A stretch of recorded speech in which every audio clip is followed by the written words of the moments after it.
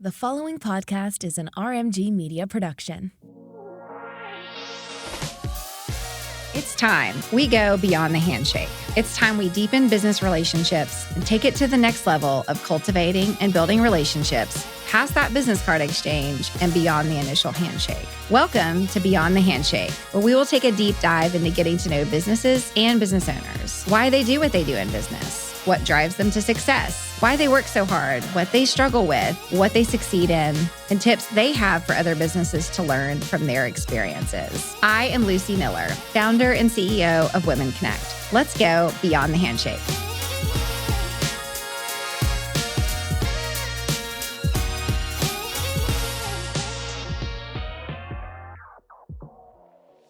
Today's episode is with Tammie Osborne. Tammie is the founder of the Sapphire Suite and founder and CEO of Bridgemore IT Consulting. The Sapphire Suite is a place for belonging for women entrepreneurs and leaders so that they can come together and connect in the Franklin and Williamson County, Tennessee community. With extensive leadership experience and a career-long focus on people, innovation, and collaboration, Tammie is committed to creating a space that not only helps women and business owners be productive, but also provides the support and community they need to feel confident about pursuing their goals. While experiencing the challenge and changes of professional isolation brought on by the worldwide pandemic, Tammie tapped into her expertise and found inspiration to create the Sapphire Suite. Sapphire Suite is not just another office space, but a community of female encouragement where women spanning multiple generations and industries work remotely or on a hybrid schedule. They can feel the sense of community and benefit from the experience and support of other seasoned professionals. Tammie's passion for community, navigating change, and wealth building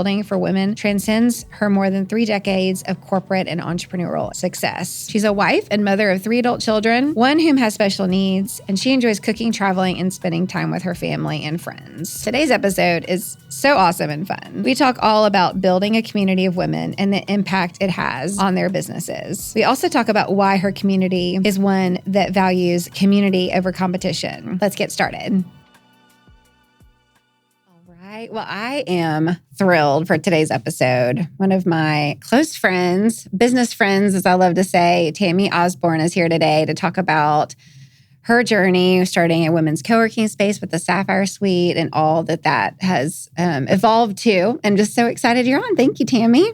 Thank you, Lucy. What an honor to be here. Who would have thought 3.5 years ago we'd be sitting I know. What? We did not see this in our future. Yes, how fun. Well, so that was going to take us back. I first met you at a Women Connect event at Gray's on Main. I can remember upstairs talking to you and meeting you for the first time. And you had this vision and you were telling me about bringing Sapphire Suite. I don't think you had the name nailed down yet. To the Franklin area. And it's just amazing what you created and what you've done and the community you're building and all that you do for women. So tell us about that journey from like your concept of the idea to the building out of a commercial space. That is a joy. and what you're doing now for the community. Sure. Well, just full transparency, I was really struggling, in my role of leading a healthcare IT consulting company and someone who absolutely loves what I do in that industry. It's all about relationships and being out on site with the customer. And so wherever that may be all across the country.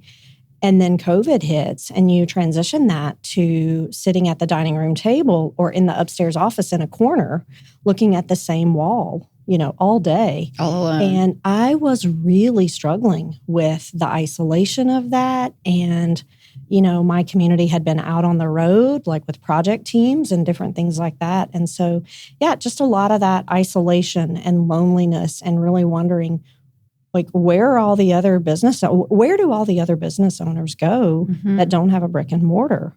Tried the coffee shops, love those, but you can only do that so much, you're drinking so much coffee a day, or feel you're like spending more money than you should. Like you're taking up a space, or I've been on their Wi-Fi for 3 hours now, or just trying to go to the restroom and come back and have, having to pack everything up and just everything that came with that. And it's very difficult to conduct business in a professional manner. Not that it can't be done. So I'm not criticizing anyone who's out there doing it, but in my world, it's very hard to have confidential conversations or high level conversations in a busy coffee shop. And so I was really struggling with all of that. And that is what prompted that. Something popped up in my social media feed. I've told this story multiple times, but it was another co-working space in Atlanta. I called him up, said I'd like to come down and explore more about this concept. I had I'd never had a need for it. And was it co-ed or female only? It was female only. And I did not originally start out with, the intent to be female only. And we do allow males in our space. Right. I think that's a common misconception. We do allow males in our space. But really just found that the support that was wrapped into that co-working was just so refreshing, and thought this is what, I've been looking for. And wow, I think the women of Franklin and Brentwood would love one of these. Yeah. Why don't I build it? Just that type of thing. So awesome. So I think that's probably about the time that I met you. And what year? That was 2021, right? Uh-huh. Okay.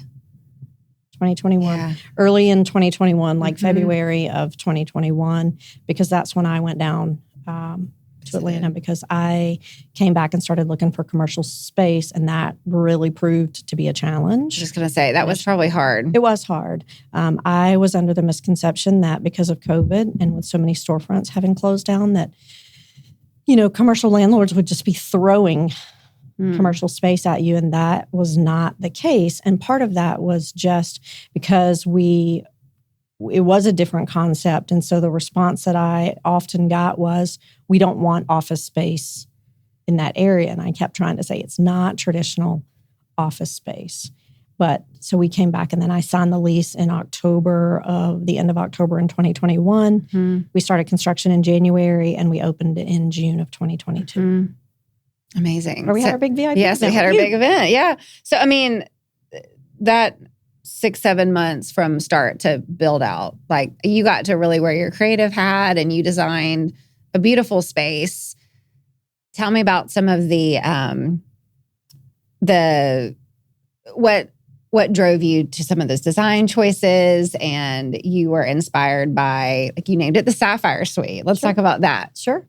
So from day one, my intent was to make it a space where women could come in and feel comfortable and focus on growing their business, not have to worry about some of the other things that in those other environments, like in a big box co-working space or in a coffee shop or those types of things. And so from day one, I wanted it to be comfortable for them. So to feel like home, where they could go into the kitchen and get a cup of coffee, or be at the island like most of our, members probably have in their kitchens at home. And so I wanted it to be an easy transition from leaving home to coming in to the office, so to speak, and focusing on their business. And growing their business.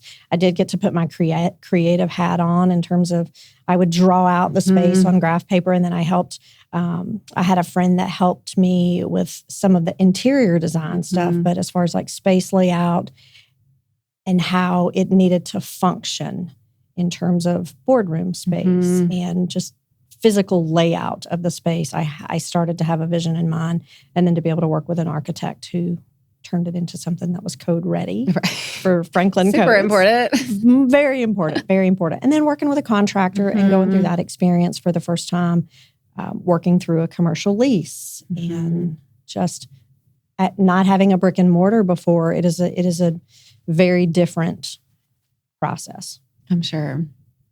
So you designed the space. I'm a member there. I go there all the time, but I want to talk through it for those that haven't been there yet. So there is a larger open space, the crown room. And that's where, to me, what I see and feel when I'm there is a lot of women sitting at tables, either alone or together, but like head down working, but also having the ability to talk to each other and support each other. It's right there with the kitchen, which is beautiful.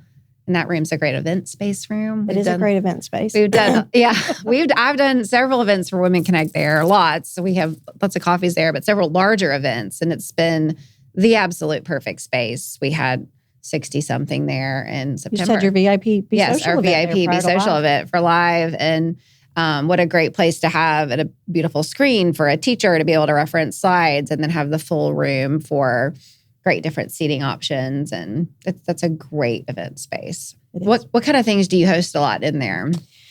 Networking events, workshops, a lot of private events. Okay. So when we host events, that's where I like to do them, just because I think people are more relaxed in that area.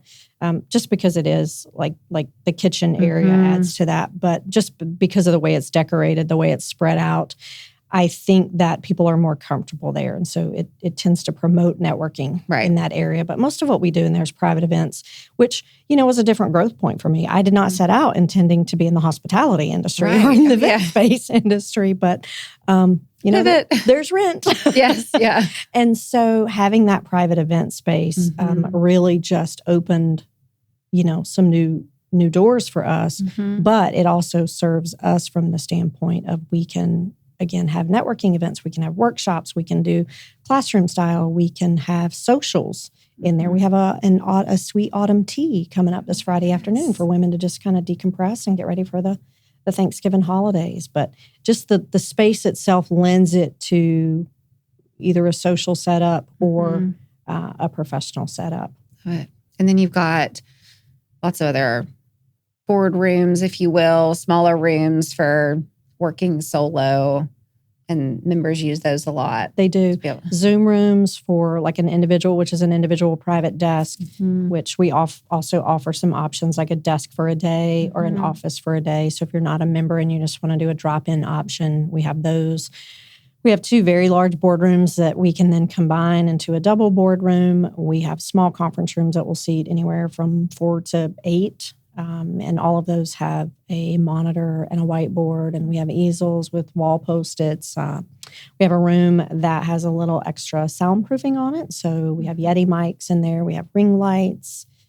Our beautiful beauty counter. Ready for a podcast in that. Ready for a podcast in there. And we do have some that they'll. Yeah. And then some of our members, this as a member, you have access. You can be in as early as 7 in the morning, or on Tuesday nights you can be there till 10 p.m. So some choose those times to record also. Oh, when that's great. They don't have other distractions, of their day, they will come and use the space in those off hours. That's great. To do recording.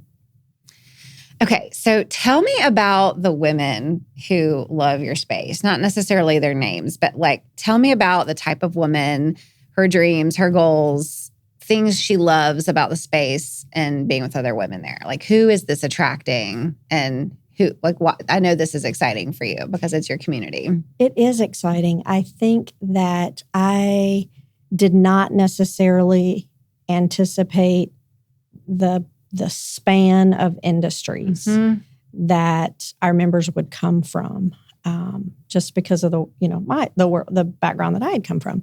And so realtors, much like yourself, and finance, legal, marketing, just a range of industries. And so one of the things that they're all looking for is, as a small business owner, you can't afford to hire a full-time marketing team or a full-time legal team or those other services. And so they find that in each other. They come together at the table, and that is what they're looking for. Very much like me. They were working from home and struggling with the isolation, and then finding ways to make connection. Not everyone is a natural born connector or an extrovert where it's easy for them to go out. And one of the things that the space allows is that a lot of that happens organically, at the coffee pot or while you're waiting for something to heat up in the microwave, like being in an office environment almost. And I think some of our members also who have transitioned from either a corporate background or an office setting into entrepreneurship miss those office type relationships. And so that, I think, is what they're looking for, is the connection and the community and a place to get out of their environment at home so that they can feel professional and think professional in that type of environment, as opposed to at home in your pajamas. It's easy to do when you work from home. What I feel like I find a lot when I'm in there, which is not all the time. Every time I'm there, I'm like, I need to come here more often because I get a lot done. But also, I've always got something I'm thinking about that I need to bounce off somebody or get your advice. And I see that happening a lot. I know I do that a lot. I'm like, oh, Tammie, I got a question for you really quick. And you just sit there and talk about that. And like, that is one theme that is really coming out in all of these episodes is the value of the connections made, the business friendships that are formed, and then the way we can be there for each other. And whether it be support or advice or just, hey, yeah, I know today's a hard day.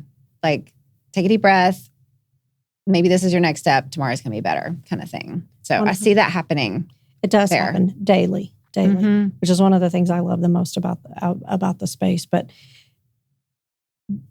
to my point, not everybody, as a small business owner can hire a full-time legal team or a marketing team. And so to sit with other business owners who are going through those same challenges, and you've built relationships with them, so you trust them. You are in the space with them on a regular basis. You watch how they run their business. You trust their opinions. Respect them. You respect you respect the hustle sometimes in terms of the commitment that they have to grow in their business. And so to sit at that table, and a lot of times things come up that may be a challenge that you haven't experienced yet. Yeah. But it's coming. And so having those conversations with others who have already gone through that just creates an amount of support that you don't have to go out and spend thousands of dollars. Not that we don't have B2B happening in there, but it comes organically and it comes naturally among people that you've built relationships and friendships with. It's been fun to watch some of the friendships that have grown out of there. Yeah. Well, I know you provide also a lot of learning opportunities for your members, and I guess outside people can come too. But what have been some of your favorite ones that you've hosted, that you've been a part of or that you've had there at Sapphire Suite? Your favorite, and then which ones do you think have been the most impactful? I think our master classes, which we have taught several rounds of those. We have one going right now around traction.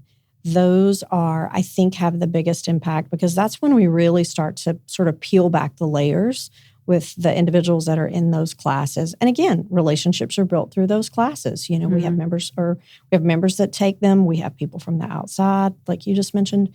And so relationships or business connections are made there as well. But I think traction, we've done eMyth. Probably my favorite has been, I think two things have been my favorites.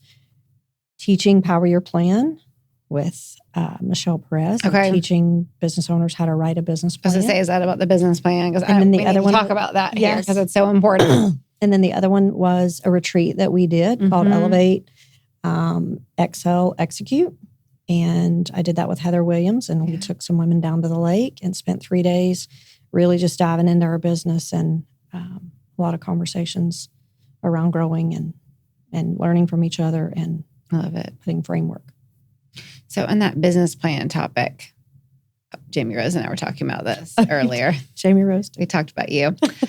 We did, and this business plan course. So for the business owner who's just getting started or a year in, they need to dedicate some time to doing a business plan. They do. Right. They do. Okay. What are the first steps on that? Sign up for Tammie's class. Sign up for the class. One of the things, I think it's critical that you have a business plan. Obviously, if you're ever going to go for any funding or financing, it is a requirement. They're not even going to have a conversation with you. Well, they will, but it'll be short. Let me see your business plan. Your business plan. And I think you would be amazed at the number of women, myself included, who started my first, business without a business plan. You have it, and it's up here. And scary. A lot of entrepreneurs are embarrassed to admit that. And so I do think it is critical, however, regardless of what stage of your business in. And, and if you've been in business for a year or two, maybe you even get more value or not value, but you approach it from a better place of knowledge and experience. And so walking through that process of completing your business plan, I think is so critical. A, it provides a roadmap for your business. And B, when you go through that process, you will know your business from top to bottom. You will know what challenges to anticipate and what your strategy is. And I think the beautiful thing that comes out of that is you can then speak about your business with such confidence. Mm-hmm. You know this. You have women come to your event and you're like, okay, give us your 30-second pitch. And some struggle with that. Mm-hmm. We've all struggled with that. Right. But I think when you have walked through your business plan and really done your due diligence, you can speak about your business with such a level of confidence that people have confidence in you and your business. It just eliminates, I think, a lot of that angst when people ask you about your business if you're just getting started or trying to get buy-in as you are starting your business.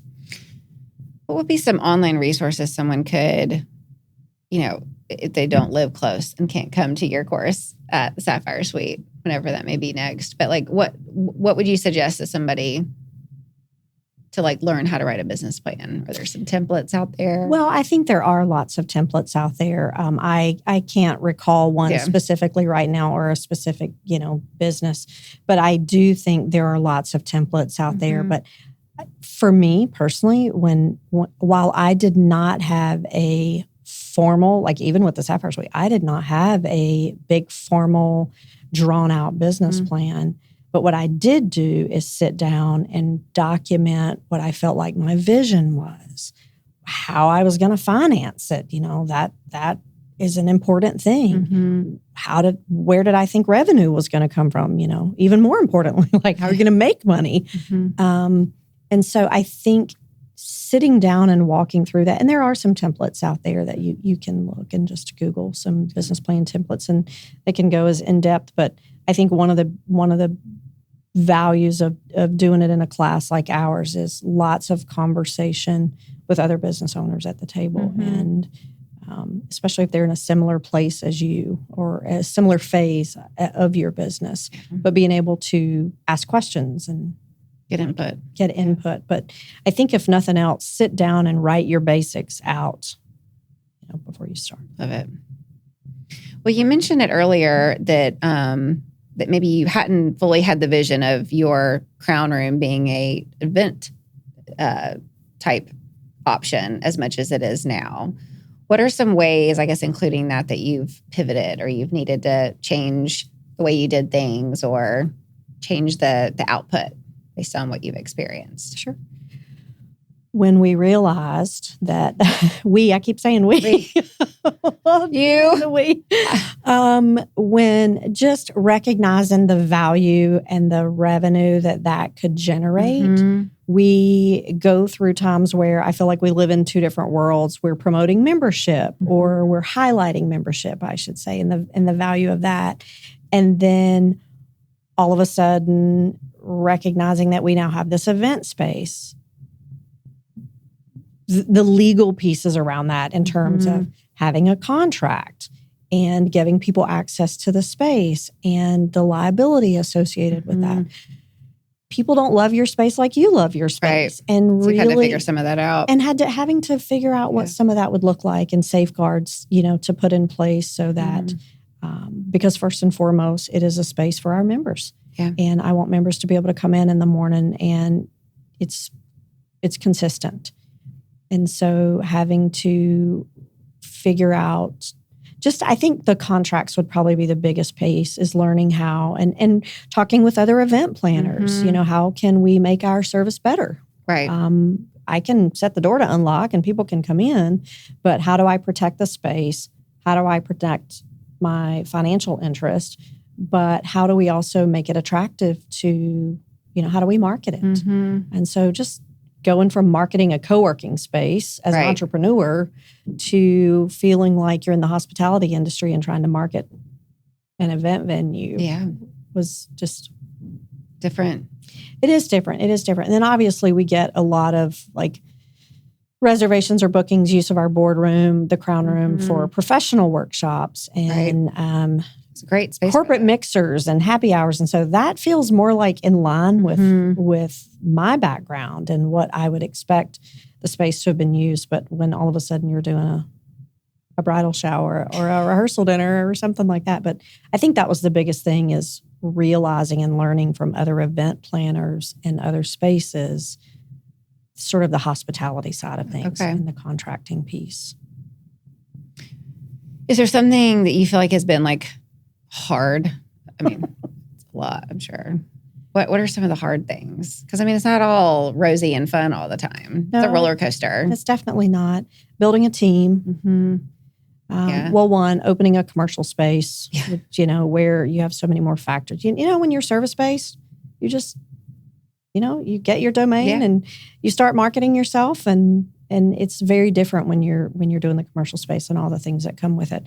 I think growth, putting processes in place, knowing what processes to put in place, and growing a team, figuring out what to outsource and what to keep control of, letting go of some things. I know you and I have had conversations around that. What's been the hardest thing for you to let go of? Ooh, everything.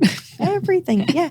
I think for me, because environment and atmosphere is so important and an important, just a key part of our mission in terms of that, I felt like I had to be in the space all of the time, every day, to make sure that the culture is what I wanted it to be. I think building a team that you can depend on and letting go of things and handing things off. Because when you start your business, much like you start with a vision in mind. And you really feel like you're the only one that can do it the best. Or that can see it. Because that vision is in your head. And you really feel like nobody can see it the way you can. Right. And, you're already at the finish line. You know what it looks like. You know how people interact with it, all of those things. And you just feel like there's no way you can describe it so that someone else can fulfill that mission. And I think learning to let go and get input from others as it evolves, I think is one of the hardest things as an entrepreneur, and being able to pull yourself up and out of the business. Yeah. We talk about this a lot so that you can work on it, and keeping the long-term vision in front of you and not sometimes getting caught up. I've learned to let go of a lot of day-to-day things in terms That's good. But that's part of having a good team in place. And so that has evolved, And with the letting go of the perfection of the culture, I struggled with that too. As we've added chapters with Women Connect and we're in other states, and I certainly can't be at everything anymore. But for a really long time, I was at everything. And even past the time that I should have been at everything, I was still trying to go to everything. Right. And what I found is that, we've got, 13 chapter leaders 15 chapter leaders in Tennessee and 2 in Kentucky and 2 in Alabama. And they're all amazing. I picked them for a reason. And so just like trusting that they may say something differently than I do, but they know the vision of the company and the culture that we have. And they know that I want everyone to feel welcome when they come in the door. And just trusting that they will do that because they love the company and what we're doing. And so you've got the right people in place too. And that is hard. It really is hard, because especially when you're starting out, and I don't know if there were times you felt this way or not, but when you have this vision, and then you start out, and as you start to grow and you're bringing on others, you're worried, just exactly what you just said, you're worried that someone's going to say the wrong thing and you're going to lose a customer. Right. Or you're going to lose a member. And I think there's that feast or famine mindset, because you are, especially if you're a new business owner, and from a growth standpoint and a profitability standpoint, a lost customer, stresses you out. Yeah. And you feel like you have to maintain that control. And that I think is the most stressful part. What's amazing though is when you can move past that, sometimes there's people out there better at things than you are. Absolutely. Who knew? Absolutely. Absolutely. They're more creative, or, they say things better than I do all the time. I love it. Yes. And I like social media. They give me a hard time because I hate the social media aspect of it. And I realized, Delegate. Oh yes, I realized, and that was something I was more than happy to delegate. I'm sure. More than happy to delegate. But then you find yourself still reviewing it and going, okay, did that send the right message that I wanted to send? Mm-hmm. Does that represent us well? And yes, learning to let go of those things, learning to delegate. But I do think that comes from a place of fear when you're just starting out because, again, you worry about losing a member or you worry about losing a client and you're watching every dollar. You're watching, everything in the beginning.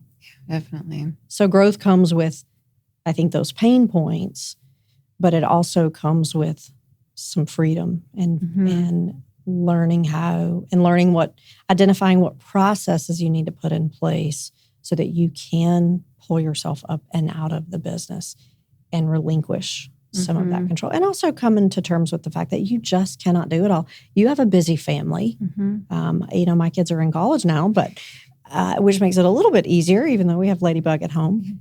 You have a very busy, your kids are at probably one of the busiest times of their life, and in which they're also dependent on you for that. And so there comes a point, I think, where you have to have that conversation with yourself. And I have to let it go, or I have to let some things go. Well, you do it all in the best way that you can, Yes, you do.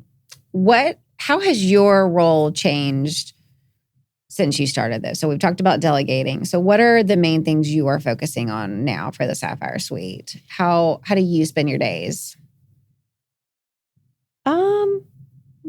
Okay, so a good day for me. Yeah.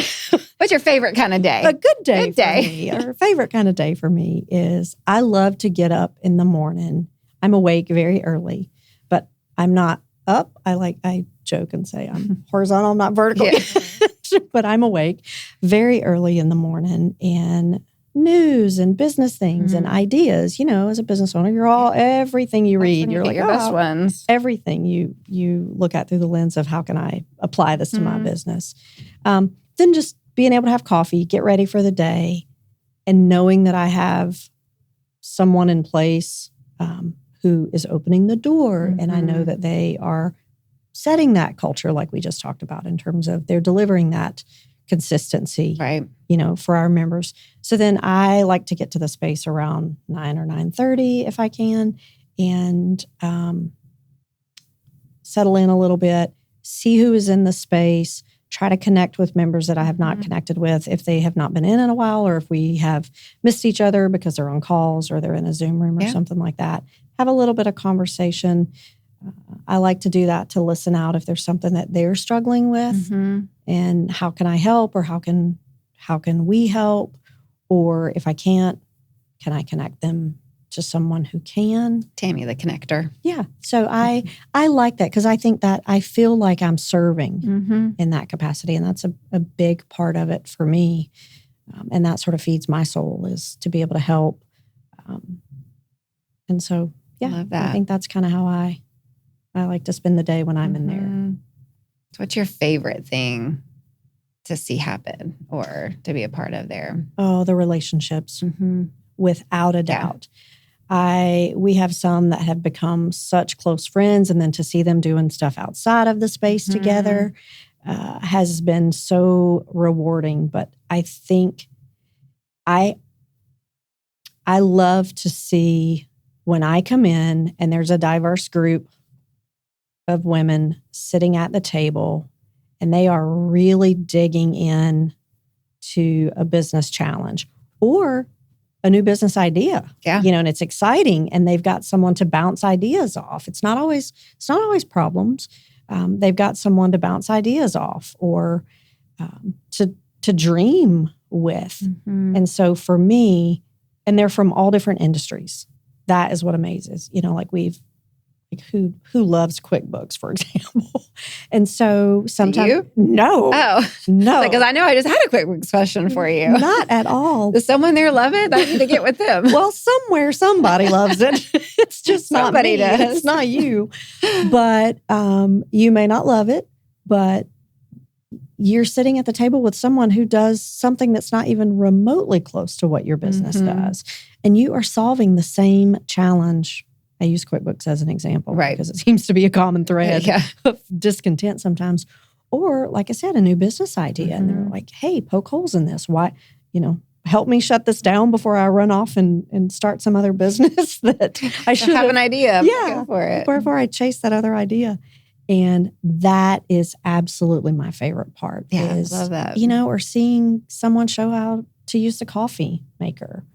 Or you walk in and someone is standing over someone else helping them with something at their laptop. Or they're showing them something on their phone. And you just get to watch those relationships. But that makes you really happy. It does, because it all represents, it means that they're supporting one another. And I think that's one of the most beautiful things that we do. And I think it's what sets us apart. I was going to ask you that, because there's other co-working spaces out there. There are. There's several in Franklin, but what sets you apart from them? I mean, I know it's the relationship piece. It's community. It is definitely community, because they know that there are people there that they trust, like I mentioned earlier. And I'm very intentional with conversations. You talk about my role. That is one of the things, is being just very intentional about conversations in the space and how can we be a resource to them. So it's not somewhere that you come in, you scan your fob and you come in and find your table and you sit down and work. And yes, you can do that. Right. And we have some members that are more comfortable doing that. And they come in, they go to their meeting room, they leave. We have others who we're desperately looking for that community and that connection. And it's in a beautiful space. It's in a space that is feminine in our crown room area. Again, our other, rooms can appeal to either. But in the crown room, where it does have more of a feminine appeal, that is what our members, I think. And so it's not the space that they're loyal to or that is a differentiator. It's the community and the connection. Yeah, people. And each other. They're loyal to each other in terms of it's interesting when you see them come in from week to week, and a lot of times you realize that the conversations that they started last week are now carrying over into this week. So again, relationships and support. And I think that is what there's consistency there, and that's what sets us apart. Familiar faces, or we do Biz Brew every couple of weeks where they get a cup of coffee and come and sit around the table. And so there's going to be an opportunity for you to share with other like-minded and very different-minded people. And so I think that is what sets us apart. I think we've just created that welcoming, I would hope, that our members would say that, is that we've created that welcoming. They feel at home. They feel at home there. I would agree. Comfortable there. I love it. Okay, so thinking about like you as a person and as a businesswoman. So you have a very successful IT company, and we haven't even talked about that here. There's just too many things to talk about. So you've got this huge, amazing professional business owner background, and this was a whole new realm and whole new world of something you were doing. Are there some things you could say that you feel like you personally had to develop and work on within yourself, either like from a business mindset or the personal mindset? Like what are things you're reading, or what are the things about yourself that you've worked on and achieved? Ooh, worked on, I'm not sure. Or working. Still working on. Work in progress. I think some of the things we've already talked about a little bit, realizing and accepting that you can't know everything. And when you think about why most business owners go into business, it's because they're really good at something. And so they want to do more of it, and they want to do it for themselves. And that was exactly, how I started. And running a business is being responsible for everything is very different than working for someone else. It is. And knowing that that paycheck's going to come, or knowing that, something bigger than you is responsible for setting the goals of the organization and the growth plan and the marketing plan and all of those things that come with being a business owner and all the many hats that you wear. And so a lot of self-awareness over the last few years in terms of knowing when to ask for help. I haven't perfected that yet, but there are some things like, I can just do it. And next thing you know, we're, painting or something, or plumbing or building shelves or something like that. So I think evolving into one, you learn a ton, when you start a business, you learn. There's so all the many things you didn't know you even needed to know. That's how I feel. It's like, I didn't know I even needed to know that. Yes. And I learned it. And then all of a sudden you're YouTubing or you're Googling and you're trying to figure it out, or you're trying to figure out who to go ask. And I think the biggest growth points for me are learning what to outsource. And something that I'm working on now is, how do I want to spend my time?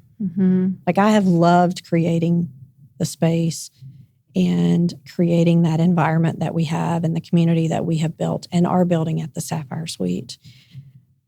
But how do I want to spend my days? I think that is really sort of what is evolving in terms of, like, where am I, at peace with that? What's the answer? Do you have the answer? I think what I have really come to the conclusion is, like, even in my healthcare IT business, I just sort of had this epiphany in the last, little bit, in terms of, it was never really about the technology. I love the technology piece of it. Don't get me wrong. I'm a gadgets and I love all fun things technology. But at the core of it, it was never really about the technology. It was about helping leaders and organizations understand the impact of a major change. And what I have realized is that I get to do that at the Sapphire Suite too, with people who are running their business or are starting a business, or even if they've been in business for years, is getting to sit with them sometimes and talk through that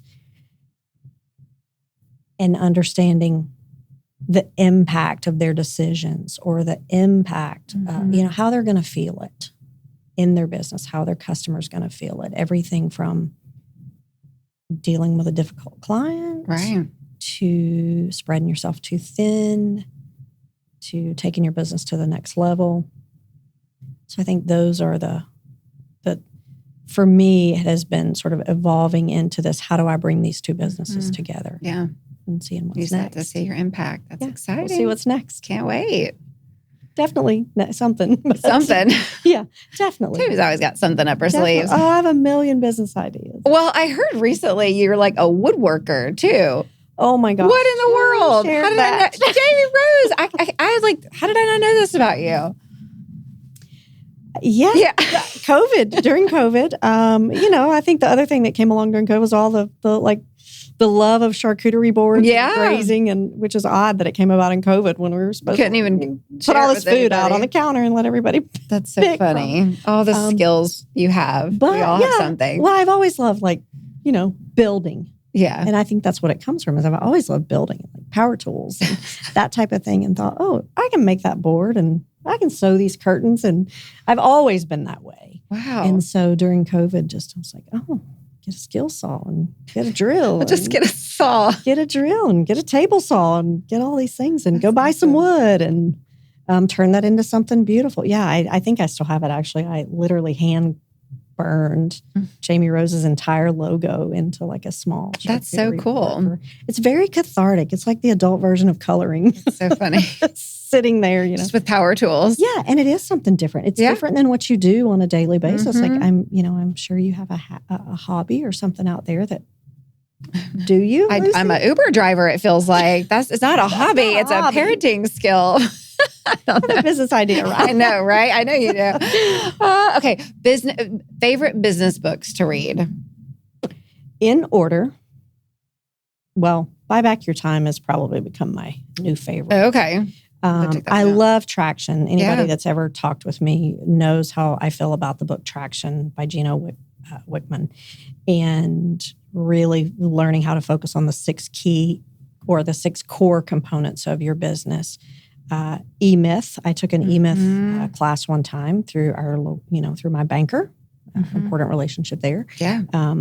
And loved it, and what it really opened my eyes into some things that I had been doing as a business owner, what was working and what wasn't working, and just being able to look at it through a different lens.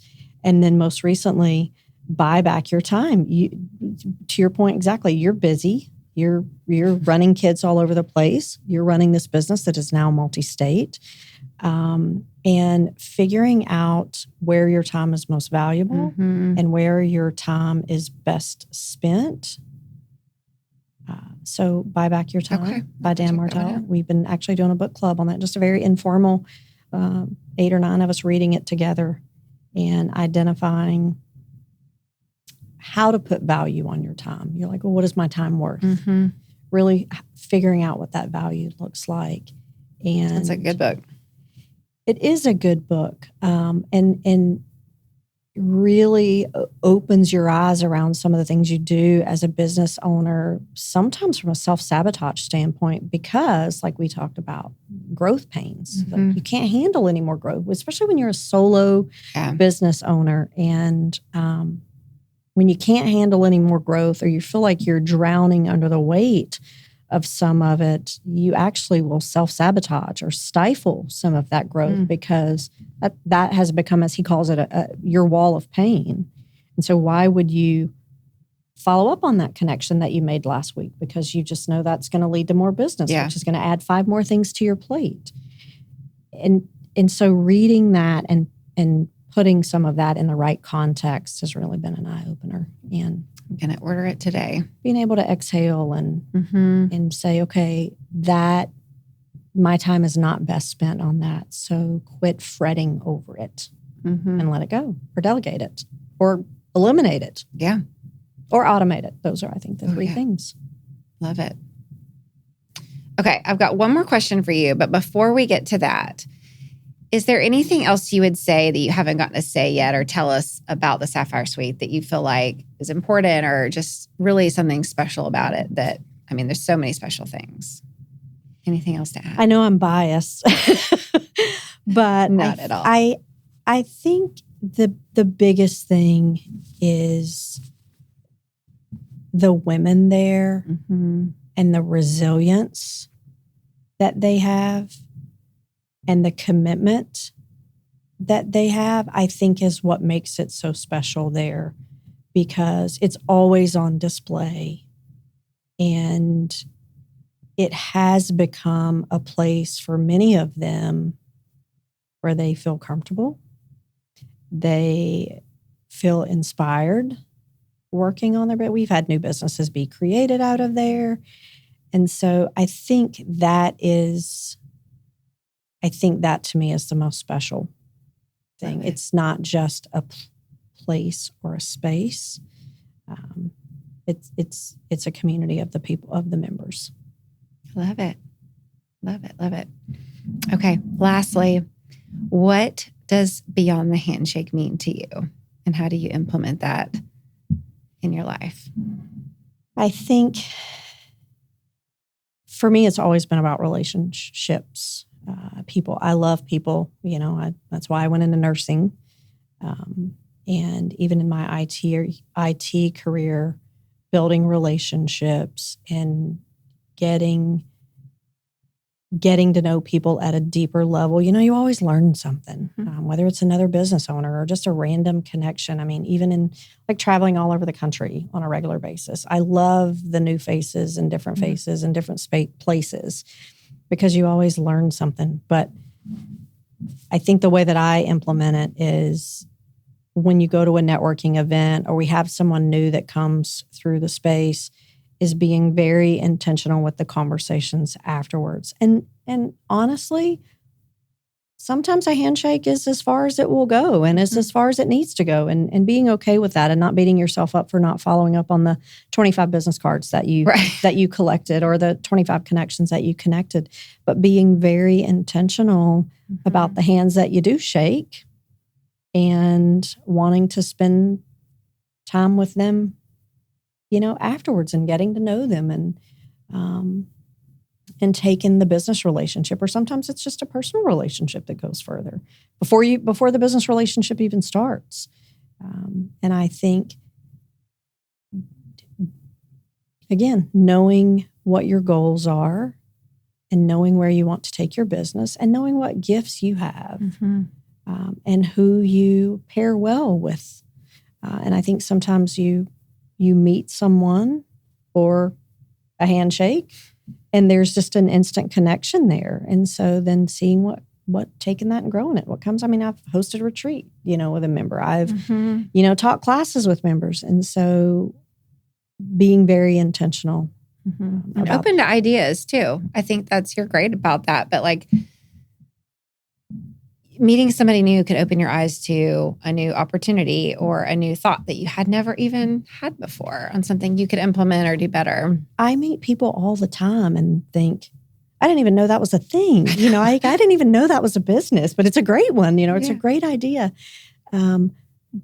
I just think we put a lot of pressure on ourselves sometimes with all the, when we do go network, I do think we put a lot of pressure on ourselves. But the intentionality after the fact is what's important. It is. Yeah, absolutely. It is. And just, again, accepting that not everybody is going to align, and accepting that and relaxing, and having fun with it. Yep. And just be you. Yeah. And really try to find and be authentic in those connections as opposed to just, can we do business together? Right.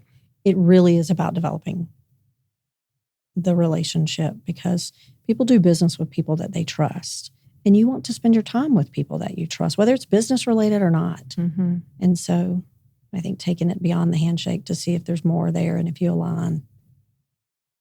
Awesome. Well, thank you so much for being on. You all, if y'all are listening and you've not visited the Sapphire Suite or know anything about it, go check it out. Website is thesapphire.com. And thesapphire.com or on Instagram at the Sapphire Suite. I love when people connect with me on LinkedIn. If they like to connect with me personally, you can find me on LinkedIn. It's Tammie Osborne. And we're also on LinkedIn, the Sapphire Suite. So we'll connect all this in the show notes. But what a great conversation. I just respect and you so much, but love working with you as a friend. And it's just always more fun, like we've talked about, working with friends in business, and just we've got lots of exciting things ahead. So it's fun to cheer each other on. Absolutely. And support one another and watch it grow. Yep. Love it. Who would have thought? Here we are. I know. I was just thinking that. Who, when I was out there, I was like, who would have thought that we would be doing this 3.5 years later? And from feeling very awkward at Gray's on Main here. I don't even think a year ago I would have thought that I'd be sitting here with a podcast. And so it's so cool. It's one of my favorite things I've done lately, and just really excited about it all. Yeah, I love this and love the name. That's so you in terms of connections and growing relationships and what you're doing with Women Connect. And I had someone ask me this morning about following up with you. Good. She's in Bozeman, Montana. Oh, yes. She was great. We were on a call this morning. Yeah, so we have a big presence in Franklin. We love to do events at the Sapphire Suite, but Women Connect has chapters all across Tennessee and just in Alabama and in Kentucky. So if any of those places are near you, or you are interested in a Women Connect near you, reach out. So excited. Well, thanks for coming on, Tammie. Thank you, Lisa.